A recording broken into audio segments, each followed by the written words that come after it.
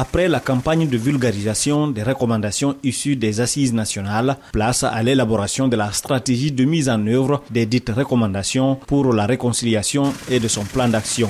C'est à Forêt-Karia, dans la localité d'Alassoya, que les acteurs se sont retrouvés depuis ce mardi pour produire le précieux sésame. Faire l'effort de rester dans l'esprit de l'initiative de réconciliation du président de la transition pour définir une stratégie claire, précise et réalisable maintenant et dans le temps pour le mieux vivre ensemble des Guinéens.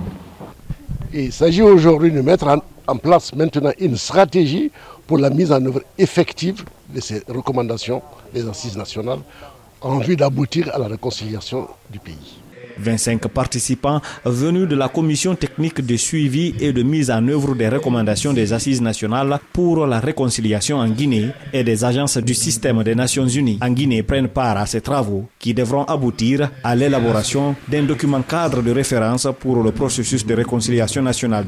On ira jusqu'à l'élaboration d'un plan de mise en œuvre qui va préciser les activités ou les recommandations qui seront tout de suite mises en œuvre, et également le budget pour que l'État et les partenaires techniques et financiers que nous sommes puissions prendre des dispositions pour le déroulé effectif des activités qui vont être contenues dans ce plan d'action.